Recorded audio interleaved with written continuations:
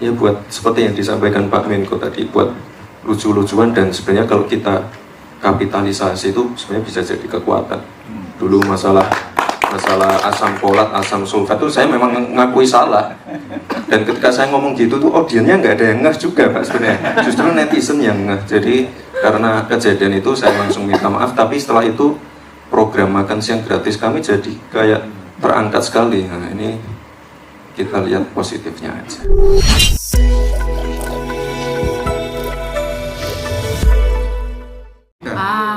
Ini kesalahan mendasar. Iya, sebentar kita menyapa dulu. Selamat datang kepada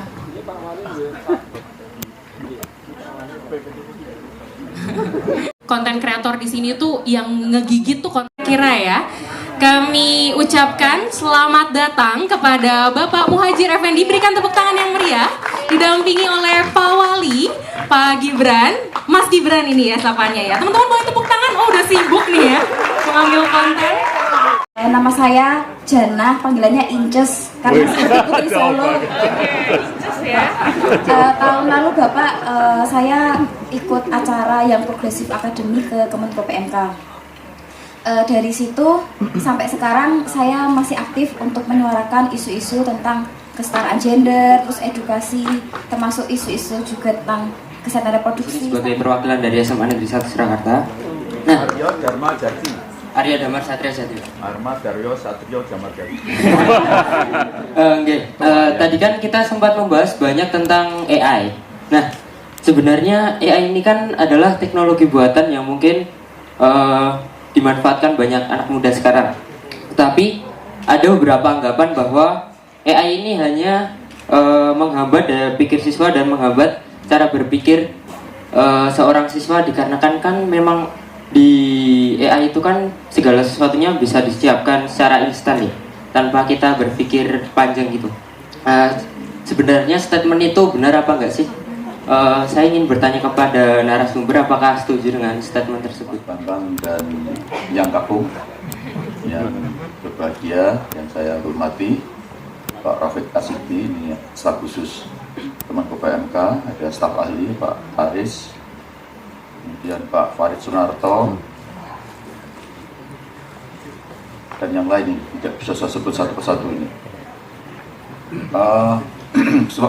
Ini pertemuan yang luar biasa.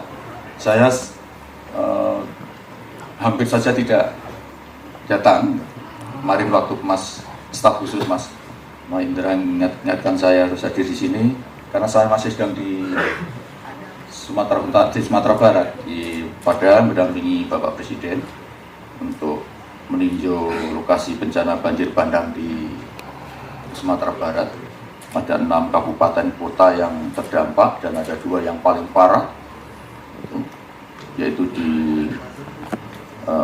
Pariaman dan Tanah Datar, yang korbannya mencapai 41 orang dan yang 11 belum diketemukan. Kemudian karena cuaca sangat buruk, kita khawatir. Kemudian Bapak Presiden kita sarankan untuk tidak melanjutkan ke Tanah Datar karena kemudian beliau memerintahkan saya untuk menggantikan. Karena itu ketika saya diberitahu, saya khawatir belum bisa datang pada pagi hari ini gitu. Tapi alhamdulillah tadi malam saya sudah bisa berada di Jakarta, sehingga malah pagi ini saya bisa mendampingi Mas Wapres. Jadi yang mendampingi bukan beliau, saya yang mendampingi. Belum boleh gitu reportnya. Tapi mudah-mudahan semuanya lancar, dan tadi sudah disampaikan bahwa nanti di sini ada sekolah artificial intelligence, itu luar biasa. Dan investasinya besar, tadi misi saya 3 triliun. Jadi investasinya jadi itu nggak main-main. Karena itu mudah-mudahan itu betul nanti di Surakarta ini akan menjadi Center of Excellence, generasi milenial dan generasi Z dan generasi Alpha. Dan saya kira Indonesia ini memang sudah waktunya dipimpin oleh anak-anak muda. Seperti saya ini sudah masa lalu. Jadi kalau saudara bicara tentang IT, tentang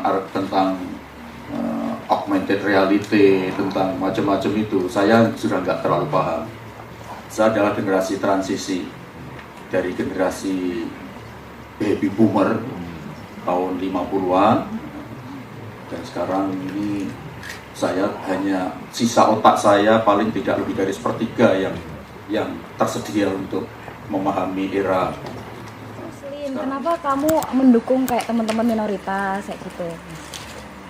Memangnya nggak boleh? Nah, Ini dari Solo semua yang di sini ya? Sukoharjo. Ya, Solo dan sekitarnya lah ya. Solo Raya. Tahu nggak apa komen-komen orang-orang ketika Solo itu pertama kalinya merayakan Natal besar-besaran di balik kota? Hampir sama. Di kafir-kafirkan dan lain, tapi nggak masalah. Ya.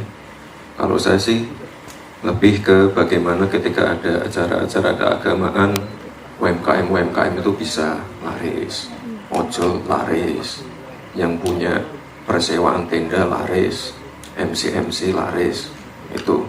Terus di tiap tahun kan kita besarkan semua kan acara-acara. Kemarin ada yang terlibat di acara di Keranasda sama PKK nggak? Iya, siapa nih? Itu Oh, banyak. putaran duit untuk UMKM-nya aja hampir 4M lebih loh. Ya itu. Tepuk tangan dong. Ya kita bukan bicara masalah itu tadi ya. Kita bicara bagaimana pertumbuhan ekonomi, okupansi hotel, keterlibatan anak-anak muda, keterlibatan UMKM. Sekarang kan kayak di sini kemarin ada yang nonton Andre Taulani and Friends ya di sini. Ini kan dulu tempat yang agak-agak serem, tempat-tempat yang semi-semi mangkrak, sekarang jadi tempat untuk anak-anak muda yang produktif. Ini dulu isinya rayap semua loh, isinya rayap, alat-alat. Oh nggak kelihatan ketutupan stage. Di sana kan alat-alatnya juga sudah sangat jadul, kita perbarui semua. Kalau sekarang mohon izin Pak Menko, kalau di Solo sekarang kita memberikan public space seluas-luasnya untuk anak-anak muda, biar anak-anak muda punya kegiatan yang produktif. Banyak public space yang gratis, kita gratiskan semua. Dan kadang-kadang kalau ada IO, ada acara-acara muda yang perlu menutup jalan pun kita iakan semua. Kita nanti bulan depan kita resmikan Balai Kambang ya, itu nanti jadi tempat baru lagi untuk anak-anak muda. Ya itu ya, jangan berkecil hati di Head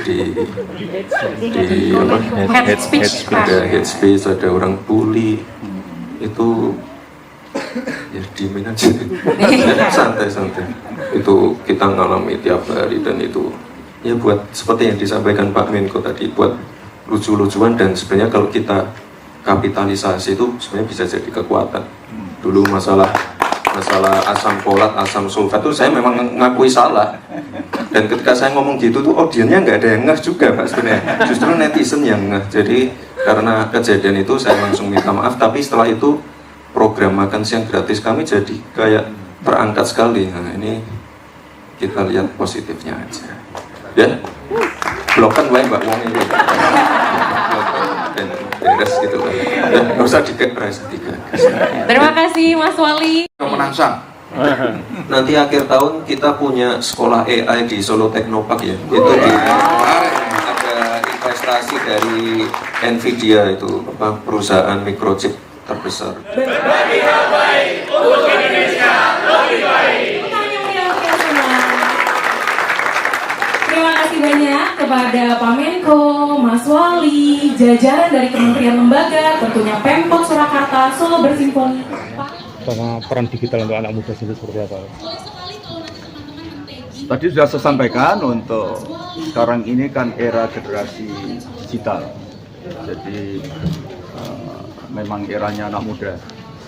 Jadi generasi milenial, bahkan generasi milenial juga sudah mulai beringsut ya. Kemudian sekarang generasi Z dan bahkan generasi Alpha lah sekarang ini yang akan memainkan peranan ke depan. Sementara saya ini termasuk generasi baby boomer. Generasi baby boomer yang sebetulnya sudah harus berada di belakang, ya tinggal memberikan penguatan-penguatan saja. Nah, peristiwa ini atau kegiatan ini adalah di dalam rangka untuk mempertegas posisi generasi milenial, generasi muda yang tentu saja representasi dari Mas Wali Kota yang sekaligus Wakil Presiden terpilih yang memang 100% berada di dalam dunia ini. Sementara saya ini adalah orang yang mengalami masa transisi yang tingkat penguasaannya terhadap berbagai macam era digital ini sangat minim. Seandainya harus belajar pun, belajar keras pun juga tidak akan maksimal karena di dalam alam kesadaran orang seperti saya ini sudah banyak diisi dengan kesadaran hal-hal yang dulu, masa lalu saja. Saya kira itu komentar saya dan saya mohon dari Mas Wali untuk bisa memberikan penjelasan lebih detail. Monggo Mas. Saya Pak, terima kasih Pak Menko PMK yang sudah memberikan ruang yang cukup luas untuk anak-anak muda, terutama anak-anak muda yang ada di Kota Solo. Terima kasih sekali untuk arahan-arahannya Pak, terutama untuk penggunaan teknologi ya, untuk misalnya untuk pelayanan publik, untuk kreativitas anak-anak muda, untuk dunia kesehatan, dunia pendidikan, dan saya kira anak-anak muda harus bisa mempersiapkan diri sebaik-baiknya untuk menggunakan teknologi terkini untuk memajukan bangsa. Soal investasi AI di Solo tadi, bisa dijelaskan Mas progresnya sekarang gimana? Ini timelinenya sudah jalan, bangunan sekolahnya juga sudah akan disiapkan. Insya Allah tahun ini sudah bisa dimulai, akhir tahun ini. Segala macamnya MOU sudah disiapkan juga. Ini sudah progresnya sudah positif semua. Nanti tempatnya di mana Mas? Di Solo Technopark. Jadi di Solo Technopark tahun ini ada yang baru, yaitu ada Emirates Hospital, rumah sakit kardiologi yang nanti dilengkapi dengan alat-alat kesehatan yang paling terbaru. Lalu nanti ada investasi AI dari Nvidia. Sekolahnya fokus masyarakat Solo atau Bisa, semuanya bisa. Ya, ditunggu aja akhir tahun ini ya.